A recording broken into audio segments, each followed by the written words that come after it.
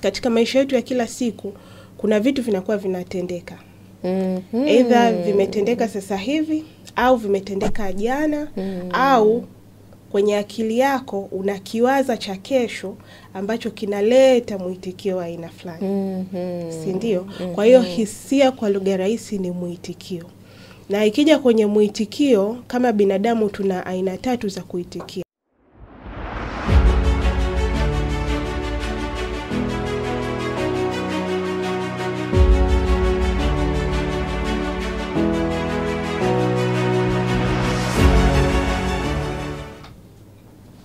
Habari yako mdau wa kipindi chetu pendwa cha Fix You with Kamrin. Karibu tena kwenye episodi nyingine. Leo tunakuletea ya Fix You. Wewe ni mwanafamilia, nafurahi ni kwamba naonana na wewe siku ya leo, nafurahi kwamba unanitazama na mimi nakutazama. Hakuna kitu kizuri sana kama zawadi ya uhai. Mungu akikupatia zawadi ya uhai, basi kila kitu kitakaa sawa. Hata kama mambo yakaa hayaendi sawa, lakini maadamu una uhai utakaa sawa. Basi niko hapa leo na mtu makini sana, anaitwa Jacqueline Leon Balige. Jacqueline ni mhamasishaji wa afya ya akili, afya ya hisia, pamoja na mawasiliano ya mtu na mtu au ya mtu binafsi. Yani wewe na wewe, kuwasiliana wewe na wewe. Hiyo nayo ni topic ya siku nyingine. Lakini leo nimemuita hapa kwa sababu namfuatilia Jacqueline kwenye mitandao yake ya kijamii. Nimeona akizungumzia masuala ya hisia. Kuna mikwamo fulani unaweza ukawa nayo kwenye maisha yako, ukajikuta na msongo wa mawazo, sijui unapitia depression na nini, lakini kumbe ni kuto kujua namna ya kuchakata hisia zako, au ni kuto kuelewa hata hisia ni nini, inafanyika nini ili uwe hivyo ulivyo. Aina za hisia, hisia ni neno ambalo ni common sana, linasikika sana, lakini inawezekana tuelewi maana yake kwa undani. Kwa Jacqueline yeye amefanya haya mambo na amesoma yani kwa undani kuweza kuelewa na kuwasaidia watu namna ya kuchakata hisia zao, namna ya kuzielewa hisia zao, historia ya hizi hisia, kwa nini tupo hivi tulivyo, kwa nini wewe mtu akifanya kitu fulani unakasirika, kwa nini wewe mtu akifanya unampiga au unarusha vitu au unafanya vipi, au kwa nini ukifurahi una lose control, unatumia pesa ovyo kwa sababu tu unafurahi. Vitu kama hivyo ni vitu ambavyo ni vya kawaida tunavifanya, lakini unaweza kukuta vina impact kubwa sana kwenye maisha yako, namna unavyohusiana na watu na namna ambavyo mwenyewe tu maisha yako unayaconduct base tu ya uelewa wa hisia. Kwa karibu sana Jacqueline. Asante sana dada Irene. Wenita dada. Jackie ni classmate wangu. Sisi ni dada, mimi ni dada na wewe ni dada. Tumesoma wote huko shule huko Merigore, tulikuwa Merigore. Tumesoma wote kule. Kwa hiyo ni classmate wangu, tunafahamiana since then. Kwa karibu, nimekutambulisha hivyo ambavyo tulizungumza kuhusu wewe, lakini labda una la ziada la kuambia watu kuhusu wewe kabla hatujaingia kwenye kiini cha kilichotuleta hapa. Okay.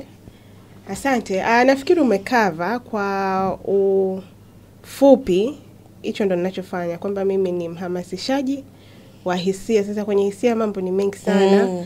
Kwenye mambo ya afya ya hisia, na ninaita afya ya hisia kwa sababu watu wengi tunatembea lakini hatuelewi jinsi tunavyohisi inatusababishia nini kwenye maisha yetu ya kila siku. Kwa hiyo nikisema afya, maana yake ni uko vizuri ili uweze kupata labda matokeo unayoyategemea au vile unavyopenda maisha yako yawe. Kwa hiyo naita afya kwa sababu maana yake ili uwe na afya unatakiwa ule vizuri, ufanye mazoezi na vitu kama hivyo. Kwa hiyo kuna vitu inabidi mtu unavipitia ili kuelewa uwe na afya vipi nzuri ya hisia ili uweze kupata matokeo unayotaka kwenye maisha. Lakini pia kwenye afya ya akili, nafikiri hiyo ni topic ambayo imekuwa kama hot topic siku hizi, kila mtu anaongelea afya ya akili, lakini mimi binafsi naamini afya ya akili inachangiwa kwa 1% kubwa sana na afya ya hisia. Yes. Ambayo watu wengi wanaoongelea afya ya akili huwa hawaingii sana kwenye kipengele cha afya ya hisia. Wanaongelea zaidi nini kinatokea kichwani. Hawaongelei nini kinatokea katika moyo. Ambavyo ni lazima akili na moyo wako viwe katika usawa ili wewe uwe mtu sawa kwenye jamii. Sawa Jack. Na katika communication, kwa maana ya mawasiliano, tunajua corporate communication ambayo ni topic inafanyika kwenye makazini na nini, lakini mimi nimependa zaidi kujikita kwenye mawasiliano kati ya mtu na mtu, kwa sababu ukiwa na afya ya akili nzuri, afya ya hisia nzuri, utaweza kuongea na watu. Na utaweza, kwa sababu kwenye kuongea maana yake unataka matokeo. Kuna kitu unakitaka katika maongezi. Sasa ili upate yale matokeo unayotaka kutokana na kuongea, uongee vipi? Lakini kabla hujafika kwenye nafasi ya kuongea na mtu, ndani kwako unaongea vitu gani? Kuna mtu anasema mimi sio mzuri. Kuna mtu anasema mimi siwezi. Kuna mtu lugha yake ya ndani ni ya kujikataa kila muda. Lazima huyo mtu akienda kuongea na mtu mwingine atajipresent katika kujikataa, na tayari atapata matokeo ya kukataliwa. Atasema ana pepo za kukataliwa. Yes. Kumbe yeye mwenyewe anajikataa. Tayari ameshaanza kujikataa kiasi kwamba akijipresent kwa watu hawezi akakubaliwa, kwa sababu tayari hujikubali. Kwa nini mtu mwingine akakubali wakati wewe tayari haujikubali? Kwa hiyo kwenye upande wa mawasiliano ni kwa hiyo aspect. Yes. Sawa. Jamani, mmemsikia Jacqueline. Nao twende deep kwenye haya mambo bila kupoteza muda. Hisia ni nini? Hisia kwa lugha rahisi ni mwitikio. Ni mwitikio. Na nikisema ni mwitikio na maanisha katika maisha yetu ya kila siku kuna vitu vinakuwa vinatendeka. Either vimetendeka sasa hivi au vimetendeka jana, au kwenye akili yako unakiwaza cha kesho ambacho kinaleta mwitikio wa aina fulani. Si ndio? Kwa hiyo hisia kwa lugha rahisi ni mwitikio. Na ikija kwenye mwitikio, kama binadamu tuna aina 3 za kuitikia. Either we fight, means tunapigana. Tutapigana mwanangu. Kwa hiyo mtu na kupigana ni kwa njia nyingi. Kuna watu wanafikiri kupigana maana yake mmeshikana mashati. Sawa. Lakini mtu akija hapa akikwambia Irene wewe ni mwizi. Unaelewa? Lazima mtaanza kurushiana maneno ili kujidefend kwamba kwa nini unaniambia hivyo? Wewe ni nani? Unaelewa? Kwa hiyo mtaanza. Kwa hiyo huko ni kupigana. Then aina ya pili ya mwitikio ni we freeze. Freezing maana yake unaganda. Fanya chochote. Kwa hiyo kuna mtu ukija hapa unaweza mtu akawa anamvamia mtu. Labda wewe ni hivi, wewe ni vile, wewe ni hivi. Badala ya kujibu kuna watu unaona tu amekaa kimya na kuangalia. Hiyo ni freezing. Lakini freezing nyingine ni pia unakuta, tuchukulie aliogopa spider. Meneja. Kuna meneja yetu hapa aliogopa buibui. Kuna muda aliganda, elewi ni mpige, ni muondoe, ni unaelewa, ile ni mwitikio pale, kwa ule ni mwitikio. Either huo ni mwitikio wa uoga, na huo uoga either ni uoga nitangatwa au ni uoga wa kumuua. Unaelewa? Kwa hiyo huo wote, kwa hiyo kuna watu ambao kitu kinatokea kwenye maisha yake ni kitu ambacho umewahi kukutana na watu nasema yuko na mtu anamuabuse. Sawa. Sisi wa nje tunasema kwa nini aondoki? Tunamonea huruma sana. Kwa nini aondoki? Kwa nini aone kwamba kile kitu sio sawa? Lakini yeye yupo, hafanyi chochote, haongei, halalamiki, yani yupo. Huo ni mwitikio. Kwa hiyo that is what freezing is. Lakini aina ya 3 ya kuitikia ni flight, which is kukimbia matatizo. Yes. Kwa hiyo kuna watu ikitokea maisha yakiwa yanaendelea au maisha yakitokea anakimbia. Hadili na jambo, hata ongea na wewe, hata kupiga, hata kugombeza, hafanyi chochote. Yaani utashangaa ameondoka. Umekuta na nahisi pia kwenye mahusiano binafsi, hata kwenye familia. Kuna wale watu ambao hawaongei na wewe. Hata kwenye mapenzi, nafikiri hii ni kama pandemic, yani ni ugonjwa ambao upo kwenye mahusiano sana. Mmoja anataka kuongea, mwingine hataki kuongea. Sasa yule ambaye hataki kuongea ndo huyo ana freeze, ana flight. Huyo ni mtu anayekimbia. Hiyo ni aina ya muitikio. Yaani sio kwamba ni kitu ambacho kinatokea tu by the way. Yaani hiyo ni muitikio. Kwa kichwani kwake, wewe ukimwangalia huku unasema hanijali, ila kichwani kwake anaweza kaa anasema sitaki kugombana, nataka amani. Yaani yeye njia yake ya kutafuta amani ni kuondoka. Kwa hiyo kuna hizo njia tatu ambazo ndio jinsi tunaitikia hisia. Either tunakimbia, either tunapigana, au tunaganda. Hizo ndio njia tatu za kuitikia hisia. Na hisia ambazo zitaje tena kwa Kiingereza: freeze, flight and fight. Fight, freeze and flight. Fight, freeze and flight. Yes. Kwa na ni kweli. Yes. Watu tuna react around hapo. Kila mtu yuko hapo. Kila mtu, hata wewe unayenisikiliza sasa hivi, jitafakari. Una fight mwanangu. Kwamba wewe kwenye hayo kufight mikono juu tujuane. Kwa hiyo ni hizo njia tatu, na sasa hapo ndo tunakuja kuona matokeo ya hisia kama hasira, hofu, wivu, aibu, furaha. Kuna mtu akipata furaha ndo hiyo anaenda kujispoil. Aibu ni hisia pia. Ni hisia. Lakini sio, tunasema kuna hisia mama ambazo hisia nyingine zote zinatoka.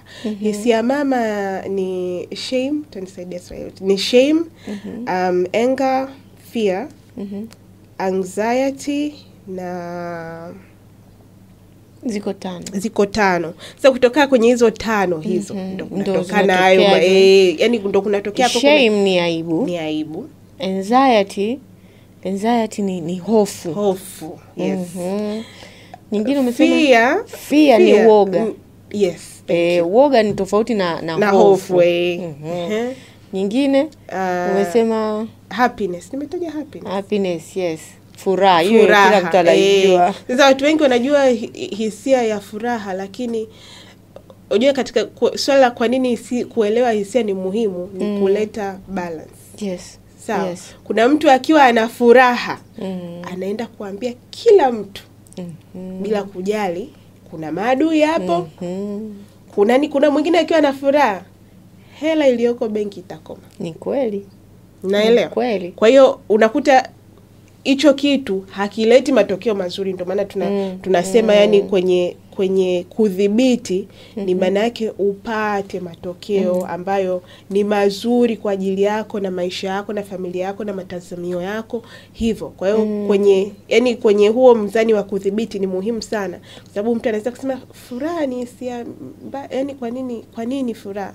Lakini kuna watu wakifurahi wanafurahi vibaya. Kuna watu wakifurahi wanatusumbua hapa mjini. Naelewa, kafurahi anatusumbua. Furaha yako inakuwa ni kero kwa ndugu wengine, unaelewa?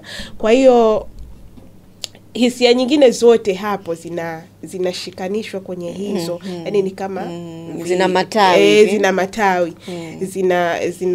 Zinatokea hapo. So, yes.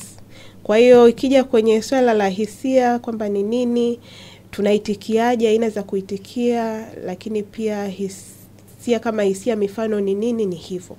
Sasa napenda pia hapo ili kujenga msingi tutofautishe mawazo na hisia. Sawa. Watu wengi wanavichanganya. Sawa, anaweza kusema kufikiri kumbe anahisi. Sasa nikupe tofauti.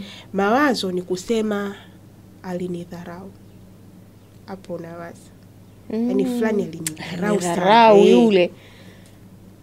Hisia ni ulifanya hivi na hivi kikaniumiza kwa sababu nimeona umenidharau. Nashindwa kutofautisha. Kuwaza mawazo ni alinidharau. Mawazo kwanza uko nayo peke yako. Pia tukumbuke hicho. Sawa. Lile wazo linageuka kuwa hisia utakapolipa maana. Utakaposema kwamba kutokana na hivi alivyonidharau, nilivyofikiria, ni kitu gani nilikihisi, niliumia. So ukishaanza kusema nimeumia, umeumia kwa nini? unaanza kutofautisha lile wazo na hisia iliyotokea. Kwa hiyo kwa nini utofauti huo ni muhimu? Ni muhimu kwa sababu watu wengi tunaongea mawazo yetu kuliko kusema tunavyohisi, na inaleta shida kwa sababu mimi ukija kwangu ukiniambia unadharau sana, hapo unaniambia jinsi unavyowaza kuhusiana na mimi. Na inawezekana mimi sijihisi hivyo, kwa hiyo lazima again tutarudi kwenye muitikio. Either nitafight, nitafreeze, nitakufight. Unaelewa? Wewe utafight. Hata mimi nitafight. Unaelewa? Tutarudi kwenye muitikio, lakini ni tofauti nikija nikakwambia kwako, Irene sikia, najua juzi kilivyotokea hichi na hichi, nilijisikia vibaya sana. Na niliona umenidharau. Hayo maneno mawili, yani jinsi ulivyo present hayo mambo mawili yatakupa matokeo tofauti. Of course inategemea una deal na nani. Kumbuka yule unaye deal naye na response zake za fight yake. Ya fight freeze. Kuna mwingine ukijaribu kumuelezea niliumia, anaanza kuona umeniaccuse. Badala ya kuelewa anajaribu kuniambia nini. Labda ananiambia hivi ili nifanye huu uhusiano uwe vizuri. Tujenge. Ila kuna mwingine ukimwambia hivyo anaanza kuwaza unataka tubomoe. Umeanza tena. Hamna kitu unachokiona kizuri kwangu. Naelewa. Kwa hiyo ni muhimu kujua, ili unapokuwa ukiwa na mawazo yako ukiwa unaanza kuwaza ananidharau, uanze kufikiria ukienda kumwambia mtu mwingine unaenda kuiongeaje, ili useme kile kilichotokea ndani yako, sio mawazo unayofikiri kwamba kwa sababu ukisema unadharau maana una label, unampa mtu identity. What is that? Unampa identity, muonekano. Yani muonekano. Unampa mtu, unampa chapa. Sifa, chapa. Ni chapa. Yani unampa mtu, inakuwa kama ndo yeye, yani utu wake. Unaanza kudefine utu wake. Wakati unakuta sio hivyo, wewe unataka kusema kwamba sijapenda 1 2 3, nimeumia kwa sababu ulivyofanya vile, niliona nimedharauliwa. Haya. Kwa kumbe kuna changamoto ya kujieleza pale mtu anapokukwaza. Hasa anapokukwaza. Kwamba bwana Jackie umekuja, kuongea na nini? Vile nitakavyokufuata kukwambia mimi nimejisikiaje, inamata. Si ndio? Yes, inamata sana. Kwa kupata matokeo either unayoyatarajia au yatakayojenga, kwa sababu ninaamini kabisa watu wengi wakiwa wanafata mtu kumuelezea jinsi labda anavyohisi, kichwani kwake, hata kama hapresent vizuri, kichwani kwake anakuwa anataka kujenga. Siamini kama watu wengi wanakuja na mindset ya kwamba atanikoma. Leo lazima nimuonyeshe au lazima nimwambie, unaelewa? Nafikiri watu wengi wanakuja na mindset ya kutaka kujenga, kwa sababu lazima kitakuwa ni kitu kinamuumiza au ni kitu ambacho kimekuwa kinaendelea muda mrefu. Kwa hiyo lakini at the same time kuna tofauti kubwa sana ukiongea kitu kutokana na hisia yako, na tufanye mfano labda hapa hisia ni hasira. Ni tofauti sana utakapoongea kitu ukiwa na hasira na ukiongea kitu ukitaka, ndio bado una hasira lakini umeshadhibiti ile hasira yako, umeshajiongea na wewe ndani, umekuja unataka kumfanya umechuja, unataka mtu aelewe kwa nini ulikasirika. Ni tofauti ukiongea katika hasira na kuongea kwa sababu ya kilichosababisha hiyo hasira. Utapata matokeo mawili tofauti. Excuse me. Yes. Wow, kwa hiyo I say hiyo nimeielewa sana, tofauti kati ya hisia na mawazo. Lakini pia hapo niongezee kitu kingine, kazi ya hisia. Nafikiri watu wengi hawaelewi hisia kwa nini Mungu ametupa hisia. Unajua hisia ni kitu ambacho kimetoka kwa Mungu kabisa. Sawa. Hata Biblia kuna sehemu mbalimbali Mungu anafurahi, Mungu anakasirika, Mungu anahuzunika, Mungu anapenda. Upendo ni hisia. Kwa hiyo kama sisi tumeumba kwa mfano wa Mungu, means character ya hisia ni ya Mungu kabisa. Na ipo pale kufanya kitu very specific ambacho nafikiri watu wengi na ni katika jamii zetu, angalau wenzetu wazungu nafikiri kidogo, japo sasa wale nao wamefundishwa kuwa expressive, yani kuongea hisia zao, hawajafundishwa kudhibiti. Ndio tunaona matatizo mengi, lakini katika jamii ya Kiafrika hatujafundishwa hata kuongea hisia. Kwa hiyo nafikiri ni muhimu kuelewa hisia zipo kufanya nini. Hisia ni taarifa. Zinakupa taarifa ya nini kinaendelea ndani yako. Na ni taarifa, na hii ni topic nyingine kabisa ambayo iko yani ina mchangano wake mrefu. Hisia, nitakupa mfano kwa nini taarifa.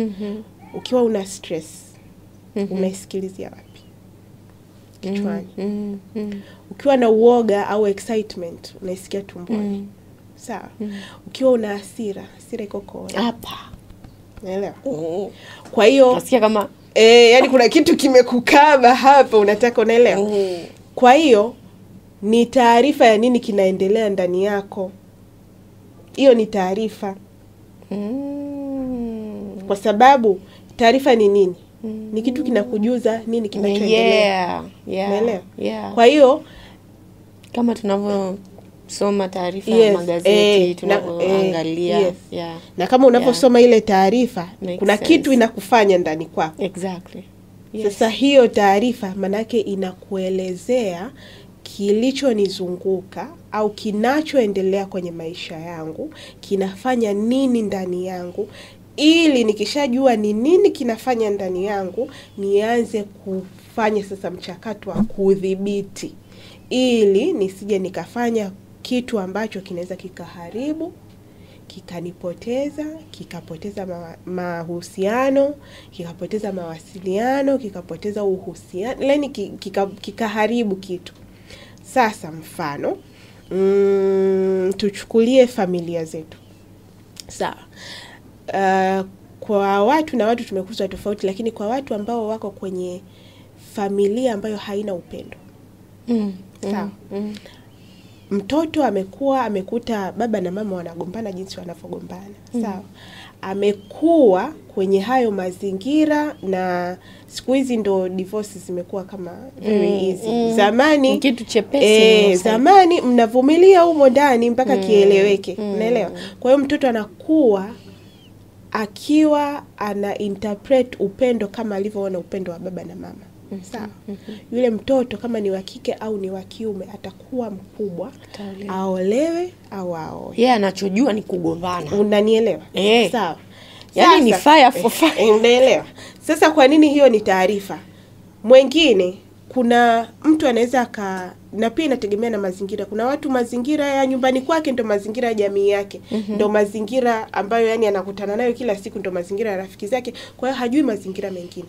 Kwa hiyo yeye anajua hicho ndo hicho. Lakini kuna mwingine akienda nyumbani, akija kazini, anaona mbona kama vile kuna upendo, mbona watu wanapendana, yani mbona, au akienda shule anaona upendo wa familia nyingine.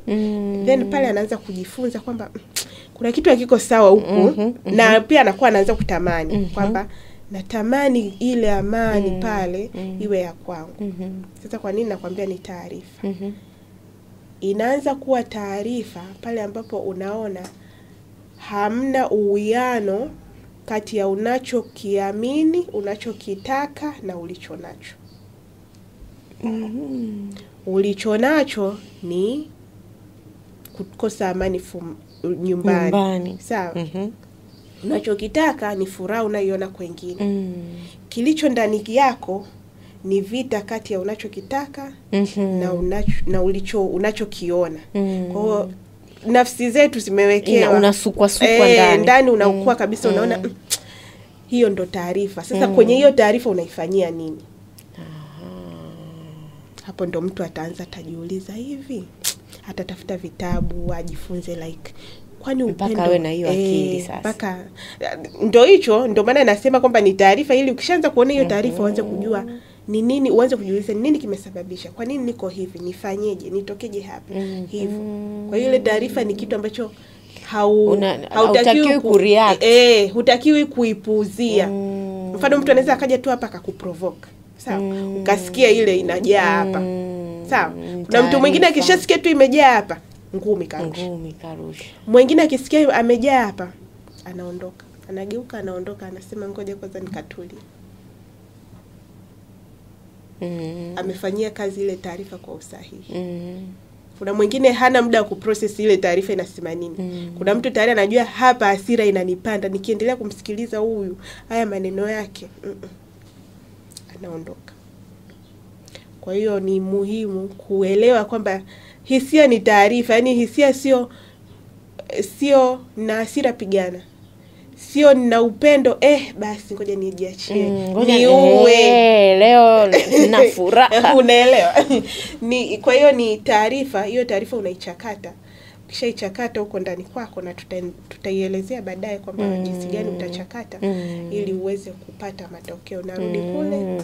Kwa vyovyote vile chochote kinachotokea, kinacholeta hisia fulani ndani yako ni taarifa. Ni taarifa. Na nikionana na mkaka nikampenda, ni taarifa. Hapo taarifa inaniambia nini sasa hiyo taarifa? Hapo taarifa ndo hapo. Nikamtokea, nikamwombe never cause again. Sasa hivi tuko ni 2025, unaelewa? Na wadada nao siku hizi wanasema kaka mambo hivyo, japo jamii yetu bado, lakini huwezi kujua. Inawezekana pale kaka watu kakupiga jichiva akasema sisogei. Naelewa. Lakini pia hiyo sasa hapo kuna vitu vingine kama values, culture na nini vinaingia hapo kwamba mtu ataitumikiaje ile taarifa, aifanyie nini. Kwa hiyo inakuja vitu kama hivyo. Lakini pia na kama kutakuwa kuna madaktari wanaangalia hii, wataconfirm kwamba kuna watu stress zimeenda kufanya magonjwa. Yaani zimekuja kwenye uhalisia mpaka ikawa magonjwa. Stress, hasira na kadhalika. Kuna watu wanaumwa migongo huku duniani sio kwa sababu wamekalia viti vibaya, ni stress na hasira. Kuna watu wana constant migraines, ile vichwa hakiachi kuumwa, ni constant stress. Kuna mtu anakonda, stress. Kuna mtu ananenepa sana, stress. Kweli. Ndio hiyo nasema kwamba hisia zinajidhihirisha. Yaani hisia zinajidhihirisha, ndio maana naita ni taarifa.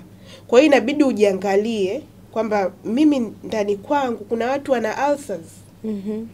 Kuna watu, kuna cancer ni stress. People don't know this. Kuna cancer ni imesababishwa na hisia zilizokithiri.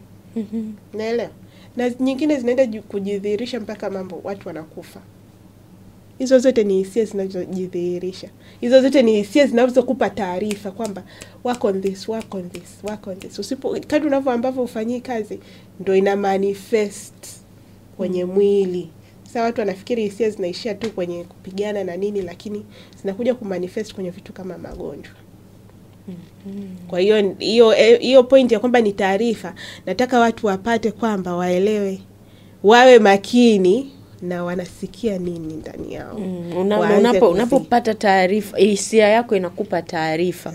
Je, unapoipata hiyo taarifa ndani mwako wewe unafanya nini? Una flight, una freeze au una fight? Yes. Wow. That is very nice. Sasa tupe historia kidogo ya haya mambo. Historia, nitaongelea historia kwa upande wa jamii kama ya Kitanzania. Nikisema kama ya Kitanzania pia ninahusisha jamii nzima ya Kiafrika hapo, kwa sababu tabia zetu zinafanana sana. Zinaendana, kwenye tamaduni na kadhalika. Kihistoria hatujafundishwa kudhibiti wala kufahamu wala kutambua hisia zetu kwa sababu ya mambo mengi. Ila baadhi ni kwa sababu familia zetu nyingi zilikuwa kwenye survival mode. Mtu hana muda wa kuanza, na inawezekana pia ni sababu pia watu wengine pia wako bado kwenye hili tatizo, na ndio maana tunatoa elimu kama hizi ili kule aliko aweze kuanza kujitafakari. Mtu hawezi akaanza kuprocess kwamba hii hasira nilionayo kwa sababu sina hela. Kweli. Kweli bwana. Unajua ukiwa huna hela kuna namna tu yani unatusumbua. Unaelewa? Kwa hiyo kihistoria familia zetu nyingi zilikuwa zinahitaji kushughulika na mambo muhimu, ale, avae, aishi. Mambo ya kuanza sijui sijui nasikia siko sawa, sijui walikuwa hawana muda huo mambo. Kiamka asubuhi mzigoni. Umepata mboga yako, umerudi nyumbani. Baba akatoka huko ana stress kidogo, mambo ya kwanza tubembelezane, honey sweet sweet nini, come here. Nimalize, we make a baby, hivyo. Mtu anatembea sijui kuanzia hapa mpaka wapi kutafuta hospitali. So like tulikuwa tuna matatizo mengi sana ya kijamii kiasi kwamba watu walikuwa hawana muda wa kuprocess unaelewa. Kingine ni kwa mtazamo wa jamii ni aibu na uoga. Sawa. Mfano, wanaume usiliwe ni mtoto wa kiume bwana. Naelewa. Kaza. Unajua kijamii na hii ipo mpaka sasa hivi. Inawezekana hata wewe unamfanyia mtoto wako hivyo. Nikuulize, umeitoa wapi? Ni nani amekufundisha kwamba mtoto wa kiume asilie? Je, mwanaume anakuwa any less of a human being, anakuwa any less of binadamu na mwanamke? Ni kweli, sikatai, ni kweli, kwa sababu kuna watu hapa watakuja bishana. Ni kweli wanaume na wanawake tuna process mambo tofauti kabisa. Yes, men are very logical, yani ni watu wanatumia akili, na yes, sisi ni watu wa hisia. Lakini kuwapo unakubali kwamba kuna wanawake ambao hawaonyeshi hisia hivyo, yani I don't like that. Yani mtu yuko hapo ni mkavu tupo. You get my point? Yeah, I get it. Unaelewa? Sawa. So meaning kama mwanaume anaweza akachukua uhusika or rather character or rather trait za kihisia za mwanamke, na mwanamke anaweza kuchukua zile trait za kihisia za mwanaume, it means ule ubinadamu wao hauhami. Unabaki pale. Hisia ndo zina change. Yes. Kwa hiyo meaning yule mtu kumwambia kwamba we ni mwanaume usilie sio kitu sahihi. Kitu sahihi ni kumsaidia ajifunze kuprocess zile hisia. Yes. Kwa sababu hisia ni hisia, ni character ya Mungu. Tumesema usilie au tumwambie jelia in private. Yes, you can tell them that, lakini usilie mbele za watu, kalie. Yani pale ni kuongea naye. Nini kinaendelea? Kwa nini unalia? Sio yani response yako ya kwanza ndio inamfundisha. Sio usilie. Response yako ndio. Nimeona kuna kitu umefanya kizuri sana hapo kunaongea na mtoto. Unaelewa? Do you see what you did? Yeah. Mtu mwingine angechukua ile simu aanze kumgombeza dada. Kwa nini unaona sasa mtoto analia? Unaelewa? Lakini at the same time umemwambia muelekeze mtoto kufanya hivi sio sahihi. Kwa wale ambao hamjui ni kwamba wakati tumekaa hapa na Jackie, dada amenipigia simu. Maana tutumie sasa mifano hai. Dada amenipigia simu, ameniambia mwanangu amedokoa nyama ya kuku. Amedokoa nyama ya kuku. Ameenda kwenye friji, amekuta nyama imekaangwa, amechukua bila ruhusa. Sasa dada anajua tuliweka mipango jana kwamba ile nyama mimi naihitaji baadaye. Kwa dada anajua hapa nikirudi nyumbani nitamuuliza nyama zangu zimeenda. Kwa hiyo dogo ameenda amechukua, mwanangu wa kike mdogo yule. Sasa dada amepiga, amepanic, yani amekula nyama, nafanyaje sijui nini.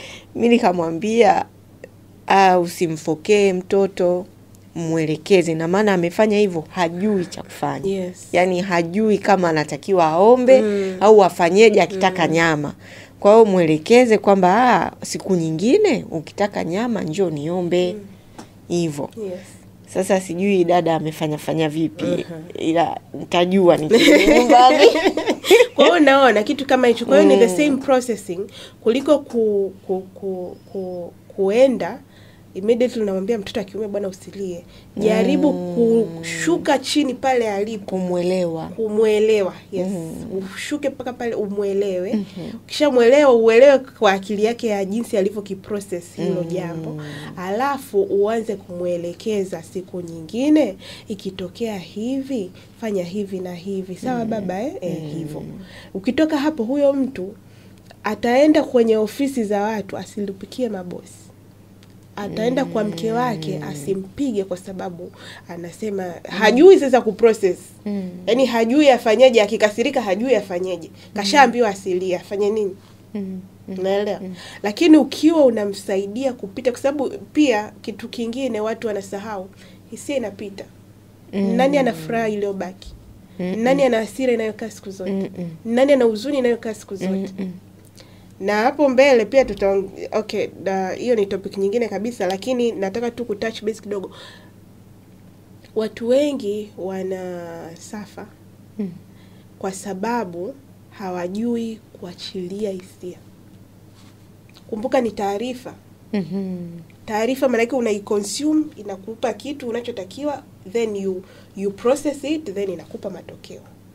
Baada ya kupata ile taarifa, tumeenda shule, tumefundishwa kuwa accountants, tumeelimika, tunaenda tunakuwa accountants, tunafanya mahesabu mazuri. Sawa? Hiyo information iko hapo, inapita, inazunguka hivi, inatoa matokeo, inapita, inatoa matokeo. Ni the same with hisia.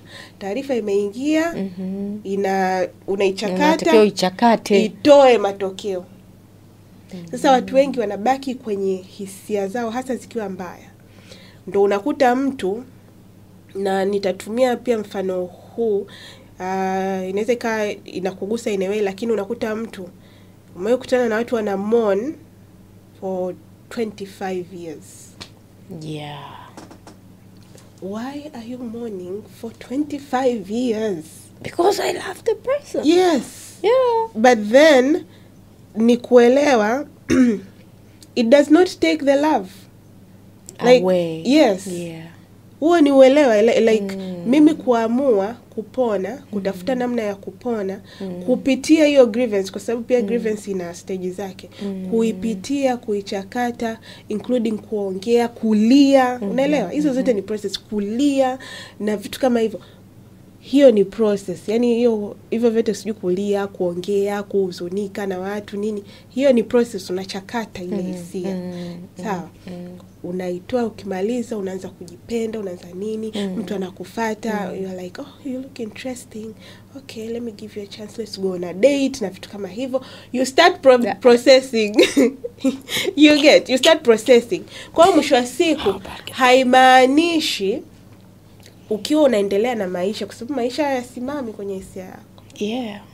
Maisha yanaendelea vile. Actually that's what I usually talk about, kwamba light kama maisha yangekuwa yanatupa nafasi ya kupause. Yaani niache kwanza nilie, nihuzunike, afu ikipita hichi kipindi tuendelee. Hakuna hiyo chance. Hamna huo muda.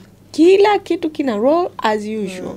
Kama ulikuwa unatakiwa ulipe kodi itakuja. Whether unalia, whether una huzuni, whether upo vipi, kodi lazima ulipe. Kodi utalipa dada. Umeme utakatika utakiwa weke luku. Maji atatumika utakiwa ulipe bili ya maji. Watoto watafungua shule watakiwa warudi shule. Kwa there is hakuna in between hapo. Yani kwamba you need to pause. Ndio maana hii elimu ni muhimu sana. Sasa ndio inakuja hapo kwamba kwa sababu maisha yanaendelea inabidi uamue, kwa sababu sometimes ni maamuzi. Kwamba sitaishi hapa. Sasa katika sitaishi hapa ndio utatafuta vitu mbalimbali. Anaenda therapy ataenda, atakaye mlilia Mungu atalia, atakaye ongea jinsi, unajua kuna watu mfano unaona hii kitu, mfano mtu akiumizwa watu wanaenda kupost status.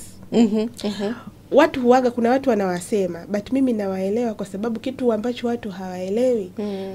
Kuna mtu hawezi akawaza mimi niende nikaongea na mtu matatizo yangu.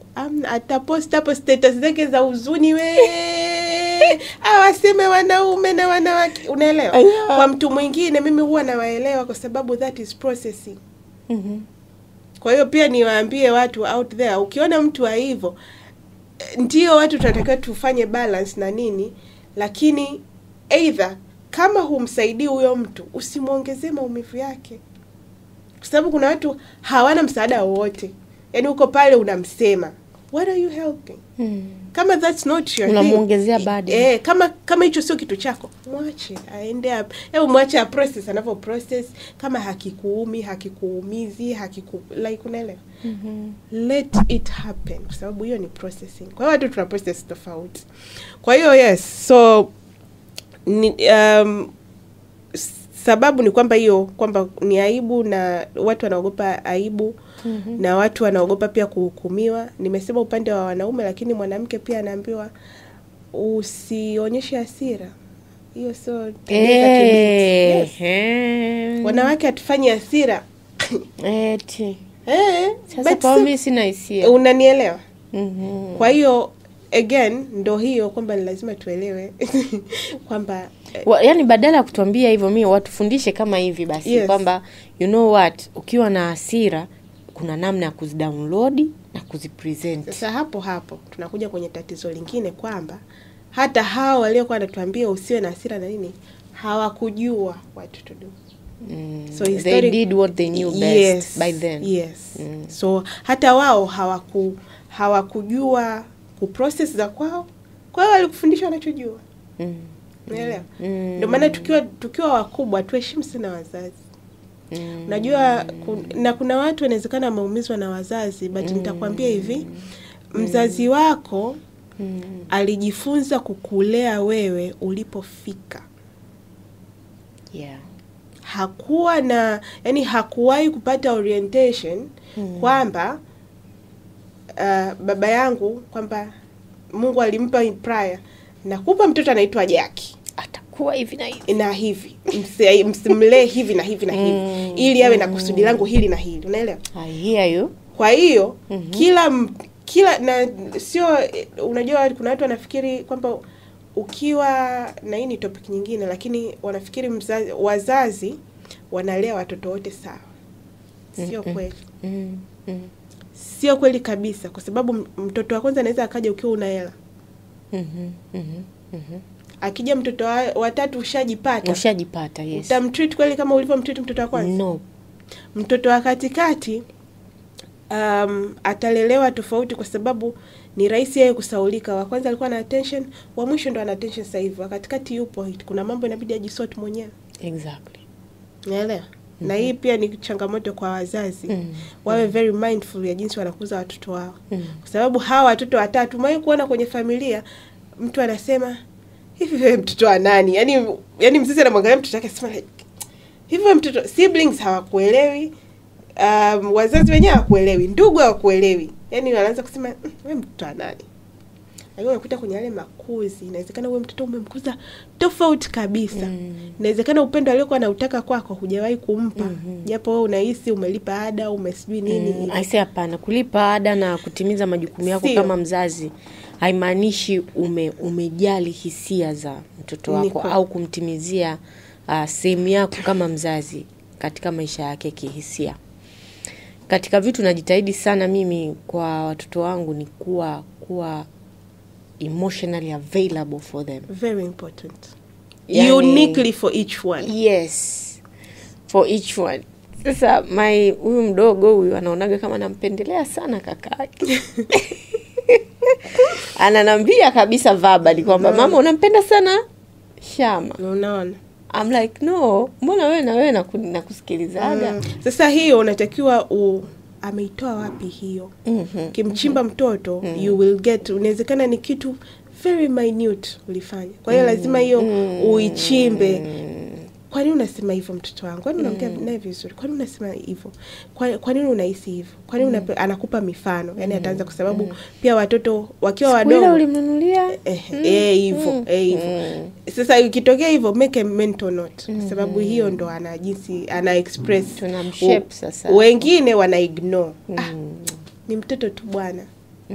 Lakini hapo mpaka ameisema maana yake iko hapa. Ni kitu kimeingia. Na hicho kisipokuwa corrected, anakuwa na hiyo mindset kwamba mama anampenda. Kwa hiyo ataanza sasa kujifanyia isolation, na anaanza kukua na hiyo isolation kwamba mimi ni wa kwangu peke yangu, cause the person I'm expecting anibebe kama mzazi hawezi kufanya hivyo. Kwa hiyo ndo watu wa hivyo wanaanza sasa kutafuta upendo sehemu nyingine. Na hapo ndo inaweza kutokea makundi ya sio sahihi na kadhalika. Usually hiyo inakuwaga ni coping mechanism na watu pia hawajui. Nakuta mtu amekosa upendo nyumbani, yuko anaenda kutafuta kwa marafiki, anaenda kutafuta kwa watu uko baki. Muongea kitu muhimu sana. Tuwasamee wazazi wetu aswa. Kabisa. Tuwasamee sana. Sasa katika posti zako unazo posti, unaweza ukadhani labda watu hawaone, lakini tupo tunaona kimya kimya. Tupo pale. Kuna kitu ulizungumza kwamba katika jamii zetu za Kiafrika tumefunzwa kukaa kimya. Yaani kuna mazingira yanaweza yakatokea, ukaambiwa tu utaki kumjibu mtu mzima. Yaani kama vile mtu mzima akosei hivi. Au mtu mzima akazingua yeye. Yes. Akazingua alafu akawachunia. Yaani unajua amezingua na mnajua amezingua. Alafu yeye ndo amekasirika for like maybe a week, 2 weeks, wengine even a month. Akiamka ukimsalimia itiki, akiingia ndani hawaongeleshi. Yaani amemind lakini hujamfanya chochote. Kwa katika situation kama hii mimi natamani kujua saa yale mazingira yanakuwa yanatutengenezea nini? Yanatengenezea nini sisi ambao ni wapokeaji. So kabla hatujafika nini kinaendelea, turudi tumuelewe huyu ambaye haongei. Kwa sababu inabidi pia tumuelewe ili tuweze kujua how do we respond, how do we take it. Kwanza ukimya sio kwamba tu kuna watu wanakaa kimya kwa sababu ni waoga. Either anaogopa atasema kitu ambacho hakiko sahihi, either anaogopa hii itakuwa ni kesi kubwa zaidi, either anaogopa kuna kosa amefanya ambalo litamachua, yani sasa hapa au again tumeongea historia, hajafundishwa kuongea. Kwa hiyo hana maneno, yani mdomoni kwake hana maneno akuambieje kwamba hata kusema samahani. Unaelewa? Yani kuna watu unaelewa? Kuna watu hawajui kuomba kusema samahani. Hivyo. Yes. So unakuta kwa sababu tayari hana expression na anaogopa kwamba hiyo case isiwe kubwa zaidi, anakaa kimya. Mwingine anakaa kimya kwa sababu inawezekana ameshakwambia mara nyingi, sipendi hiki, tuongee hivi, acha hiki, nisaidie hivi. Sawa, anaondoka. Hapo umemwongelea mtu mmoja tu ambaye kweli amekosea, alafu ana hiyo tabia ya kususa. Huyo kikubwa huyo ni muoga, lakini huyo pia tunakuja sasa kwenye matatizo ya akili. Kuna narcissist wapo hapo, kuna manipulators wako hapo. Kwa sasa hao ni case nyingine tofauti, ambaye mtu kama huyo kwa jinsi ya kudeal naye una deal na akili yake. Akili anayokupa na una deal ili kudeal naye. Ila hiyo ni topic nyingine kabisa, tusiende huko. So tumesema ni uoga, wengine wanafanya kama adhabu. Sawa. Unaona si unajifanya wewe unajua kuleta sana kwamba mimi nimefanya nini. Ngoje sasa tuone. Anakususia utamfanya nini? Kuongea si ni uhuru binafsi. Unaelewa? Hamna kitu utafanya. Sawa. Lakini pia kingine kuna watu wamechoka. Yani it's like tayari ameshajiconvince sina cha kufanya. Yani like hamna kitu kitabadilika. Kwa bora akae kimya. Sasa kinachotokea kwa ule ukimya, na hapa tunaongelea ukimya wa mmoja anataka kuongea mwingine hataki kuongea. Sawa. Kinachotokea ni inatengeneza maumivu ndani yetu. kwa sababu mimi najaribu kuongea na wewe unielewe. Kumbuka kule nilisema kila mtu anapokuwa anakuja anajaribu kujenga. Lakini kwa nini unaniacha mimi najenga peke yangu? Kibinadamu yoyote lazima naye atakasirika, lazima ataumia, lazima atapata uzito moyoni. Ni maumivu makubwa sana. Na kwa watu ambao wamepitia mahusiano au ambao wako kwenye mahusiano ya aina hii wataelewa nini ninakisema. Ni maumivu, yani consequences ya huko kukaa kimya ni maumivu makubwa sana. Kwa watu wengi ni maumivu makubwa sana, na hiyo itapelekea matatizo mengine, kama kuna watu hawawezi kulala. Mimi najua watu ambao hawawezi kulala kwa sababu hawawezi kuongea, yani unaelewa, na kule ndani kuna kwa hiyo utapata hapo usingizi. Unaelewa? Wengine ndio hapo atakaa mwenyewe, wengine wanajiua. Kwa hiyo nini kinatendeka ndani? Kikubwa sana ni maumivu. Ni maumivu makubwa sana, na kwa watu ambao hawezi kuchakata sasa hisia, hayo maumivu yanapanda tu level. Ndio itakuwa anxiety, itakuwa ni stress, itakuwa ni depression, itakuwa ni suicidal thoughts, inaenda kutengeneza magonjwa. So yani hiyo outcome kubwa ni maumivu, lakini hayo maumivu yatabeba watoto wengi sana kama usipofanyia kazi kwa muda sahihi. Alright. Kwa hiyo mtu mwenye hiyo tabia ya kukaa kimya, kuna mtu unaweza ukamsababishia kifo, magonjwa ya kudumu, yani ikakusababishia ukabaki na majuto makubwa sana, kwa sababu hujafanya kitu kidogo tu cha kwenda kukutana na huyo mtu halfway. Nataka kuongea na wewe, ongea naye, una lose nini? Hata kama saa nyingine inabidi kusema naomba nipe muda nitakurudia. Yes. Unaelewa? Au kusema sijakuelewa. Unajua kuna watu hawaelewi ile nayo kuambia kwamba jinsi unavyo present tatizo lako, mtu anavyolipokea anaweza kaa anaona wewe ufai, hauko sahihi, kwa sababu unajua kuna mtu mwingine anafanya kosa, ila ukimwambia nimefanya kosa anakumbuka jinsi gani alivyokuwa anagombezwa na mama yake akiwa mdogo. Kwa hiyo anaanza kuishi kichwani kwake, kichwani na pia kihisia, anaanza kuishi kama past yake. Kule akiwa mdogo alikuwa anafanya nini? Hawezi kupigana na mama, anakaa kimya. Hawezi kupigana na baba, kuna watu wamekuwa abuse na baba zao kwa maneno. Hawezi kupigana na baba, anakaa kimya. Kwa hiyo anakuja kuireplicate ile. Yaani wewe ukiwa unaongea naye hasikii, kwa nini unanifanyia hivi? Naomba basi tuongee, sio nini. Yeye hasikii hicho. Shut down. Yani yeye hicho kitu hakisikii kabisa. Anaona tu hufai, mwanaume gani? Ndio hicho, yani akili yake ndio anachoona. Wewe mwanamke wapi? Kwanza sijui nini? Sijui kwa nini hata nimekuoa mtu kama wewe. Tabia za, unaelewa? Hicho ndio kitu kinacho process. Unaelewa? Kwa hiyo saa nyingine pia wewe unaenda kumwambia umechakata vipi taarifa yako ili kumpa upate matokeo. Tunarudi kile nilichokuwa nimekisema mwanzoni. Kwa hiyo ukisema kuhusiana na outcome kubwa ni maumivu. Lakini hayo maumivu yana watoto wake wengi sana. Kwa hiyo ina maana tukikulia katika mazingira kama haya, na sisi tuna hati ya kurudia kile anachokifanya yule mtu. Absolutely.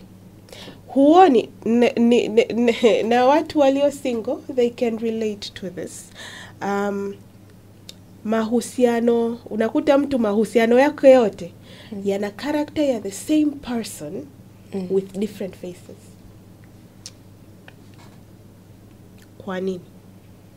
Kwa nini ndugu? Pattern. Yeah.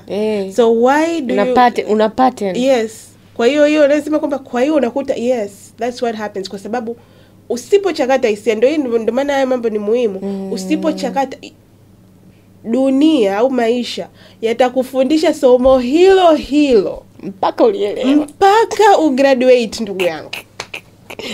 You don't graduate, you live with the consequences. Unanielewa? Yeah.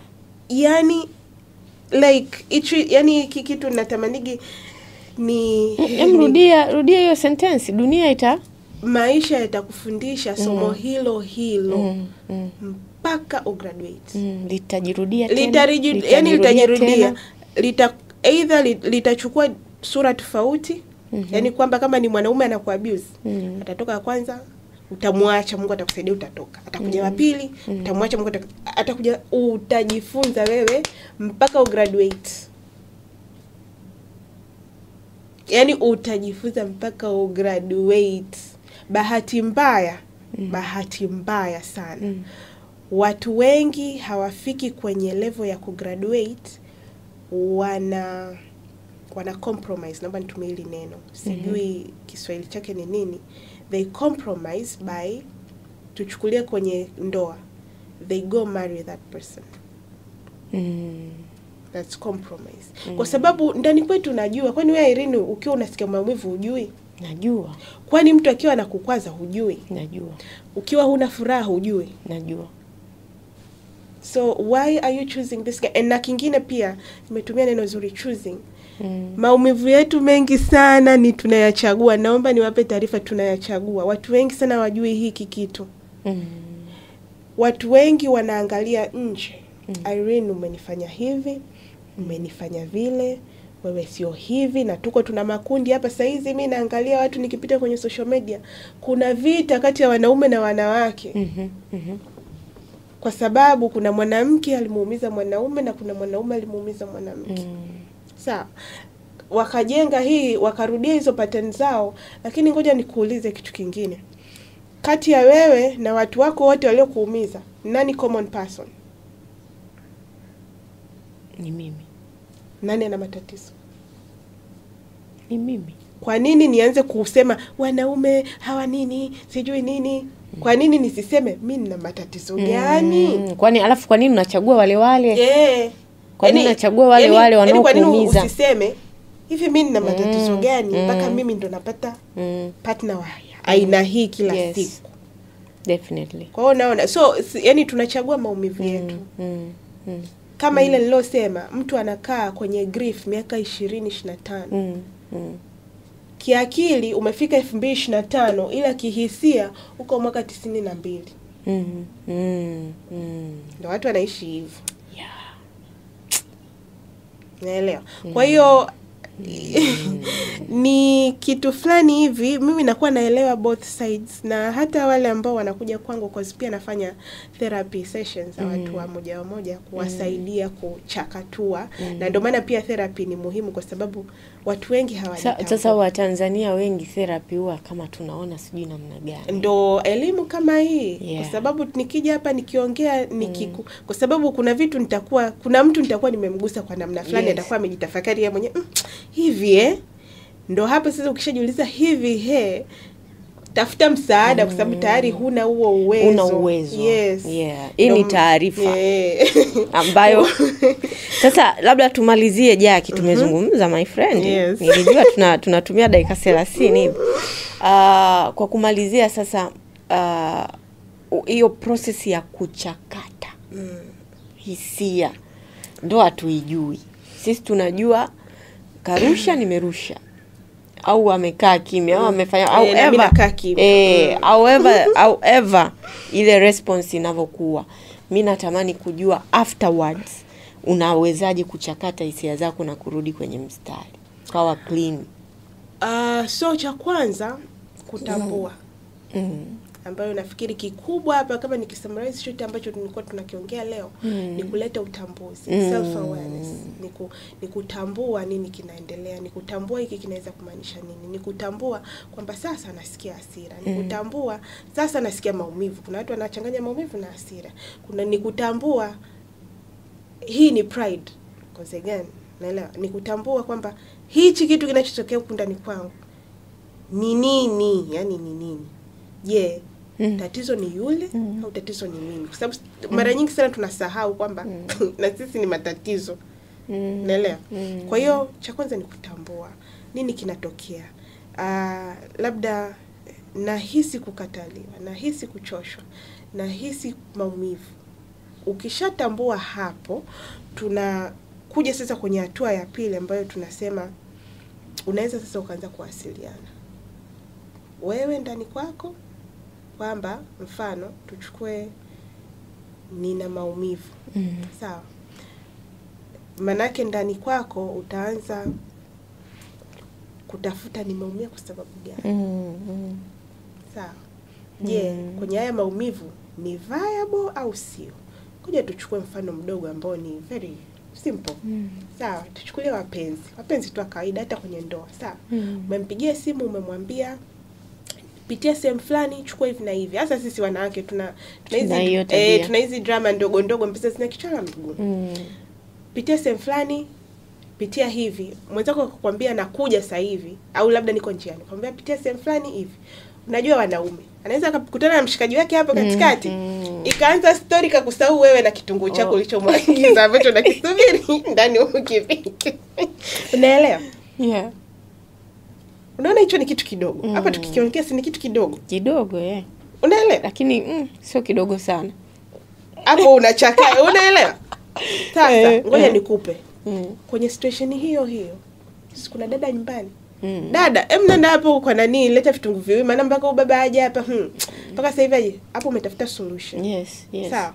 Mwingine kwanza atafuti solution. Pili, huo mnuno hapo 1 week later. Kwa hiyo umetambua, lakini pia uwasiliane na wewe ndani kwamba amenikasirisha. Je, kuna solution ya hicho kitu kilichokukasirisha ya haraka ili usikasirike kwa muda zaidi. Kuwasiliana kwa pili ni akirudi I say ndugu yangu hivi unajua umenilostisha hapa nimekaa. Siku nyingine basi kitokea hivi niambie ili niwe najua nafanyaje. Sijapenda. Unaona hii tone? Unaona hii tone? Hapo umesolve mambo mengi. Kuna mwingine hii tone. Sawa, it's the same message.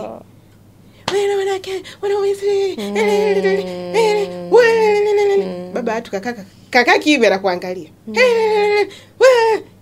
Chagua hapo hamli tena sijui nini. Baba watu akitoka hapo asema nakuja. Katoka kaenda kakaa leo. Akirudi kesi nyingine. Unaelewa? Kwa hiyo hapo pia ni inakusaidia kwamba umetambua, umewasiliana, lakini umewasiliana na wewe maana kuwasiliana na wewe ndio uko kutulia na kupata solution.